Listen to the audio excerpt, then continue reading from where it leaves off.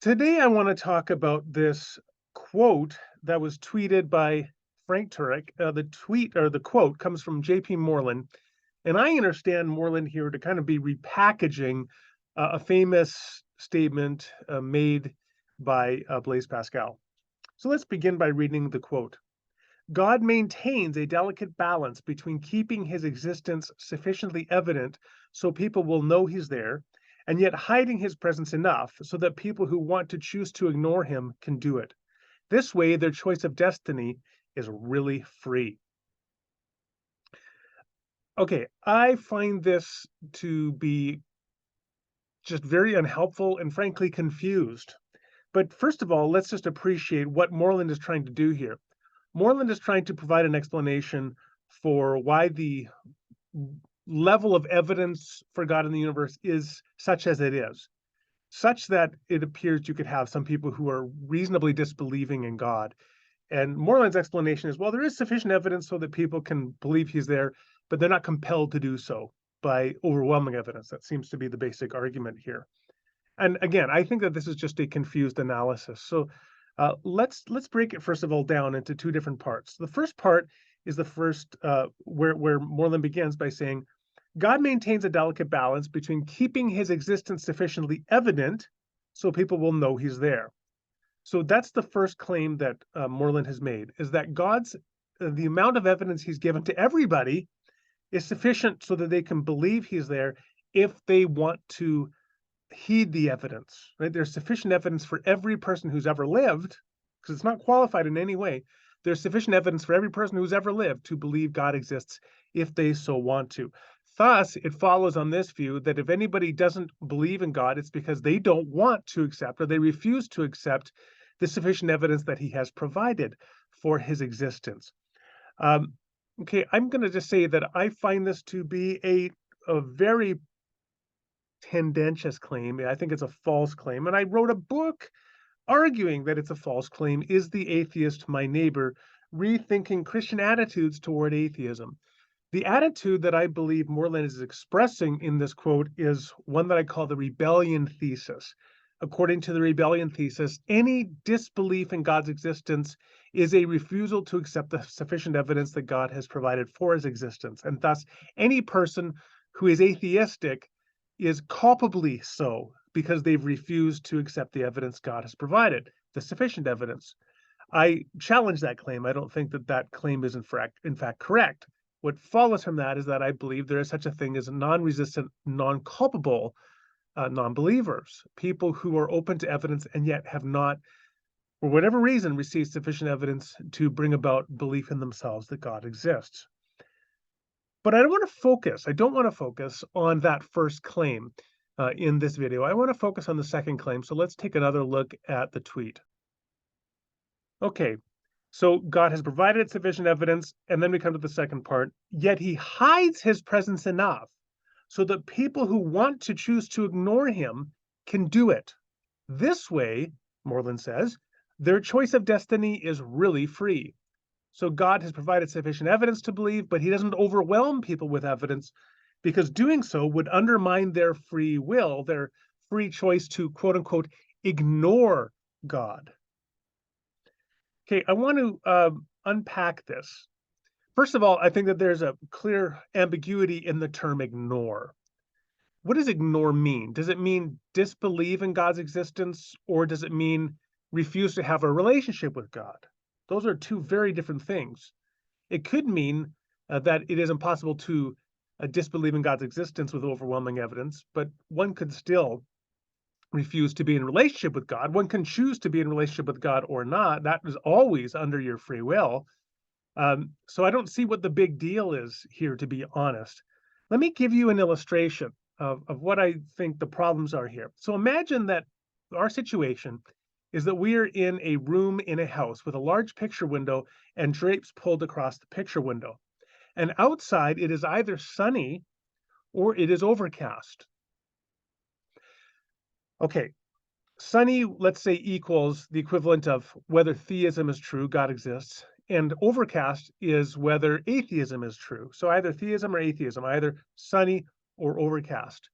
The drapes over the window are open just enough so that anybody who really wants to know whether it is sunny or overcast can look through the crack in the drapes and determine it is, in fact, sunny. God exists. However, the drapes are not open so far that people have overwhelming evidence that it is sunny. So by keeping the drapes open just a crack, anybody who wants to believe it is sunny can do so. But anybody who doesn't want to believe it is sunny is not overwhelmed by evidence of its being sunny, and so they can continue to believe that it is overcast. That's an analogy for what Moreland is arguing here. But I don't see where free will as a relevant factor enters into this at all. Uh, let's say that you open up the drapes the whole way. Is it really the case that everybody would be forced to believe that it is in fact sunny? I don't think so. Note first of all that on this account, people already who are refusing to believe it is sunny, even when the drapes are open a crack, those who refuse to believe it are already engaged in an irrational act, according to Moreland, because they're already refusing to accept sufficient evidence that has been presented to them, such as being able to look through the crack and see that it is in fact sunny, see that God exists. So if you open the drapes all the way, who's to say that they couldn't continue to rationalize their disbelief in sunniness? Let me give you an illustration of that. So I'm going to give another illustration built upon my illustration, although it's a different illustration. This is a true story. I read this story a few years ago of a woman who was in her 50s, was lonely, looking for love online. She found what she thought was love with another fellow online. They began exchanging information, exchanged pictures, and so on. And then he started asking for money. And she began to send him money because he just needed $3,000, and then he could fly over to her city and meet her, that kind of thing. Eventually, he had drained her bank account, right? $300,000, her life savings she had given to this guy. And by this point, her children had done research. They had got like a private investigator. They showed their mother that there are photos of this guy circulating in all these different with different names and roles. So they're not actually pictures of that guy. This is just some scam artist who is using pictures, creating a false persona online, and then draining the bank accounts of lonely women. Uh, Even with all that overwhelming evidence, their mother still insisted that, in fact, this guy was out there and that he loved her and that they would get together eventually. In other words, you can open the drapes and provide overwhelming evidence that it is sunny outside. But if a person still wants to insist that it is cloudy, they can do so. Nothing can compel them to do so. Simply providing overwhelming evidence need not compel them. And I think there's no reason, by analogy, to think that if God provided what Moreland understands to be overwhelming evidence of his existence, that people would be forced to assent even to belief in God's existence. They could continue stubbornly to oppose it, assuming that even their resistance to sufficient evidence is quote unquote stubborn. They could continue to retrench into that stubbornness. But let's consider a second response. Let's say that the person has the overwhelming evidence presented to them, and it does compel belief in God's existence, just as it does compel belief, yeah, it is in fact sunny today. Does that impinge on their free will? No, of course not. I think this is probably the most confused part of the whole statement. Every moment of every day, I experience sense perceptual phenomena which compel in me belief in particular things. I mean, I've been talking about it's being sunny today, and I look out the window right now and I encounter sensory data that compel in me belief that it is sunny today. I look around the room here and I find that I am compelled to believe I am both awake and in my office talking to the camera on my computer.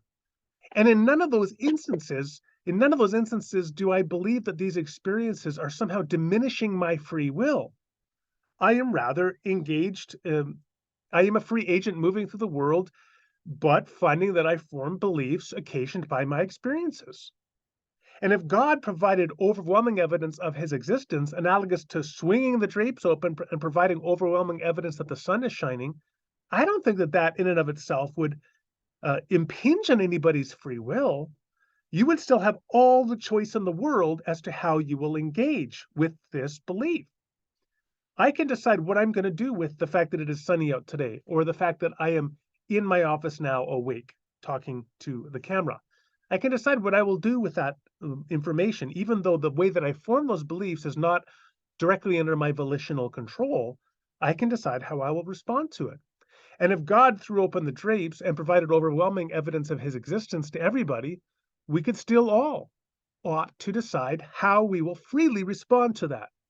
Some of us, by Moreland's an extension of Moreland's analogy, or my analogy at this point, some of us could freely choose to go out into the sunny day and enjoy the sun. Others may continue to remain in the room. Maybe not believing it's cloudy, we would believe it's sunny, but we're refusing to go out into the sun. Likewise, even if we all believed God existed, it wouldn't compel relationship with God. That is under our free will. So to conclude, I think that Moreland's analogy here is just very, very confused. And I don't think that it provides at all a good response. This appeal to free will does not provide a good response to the fact that the evidence for God's existence in the world is not overwhelming.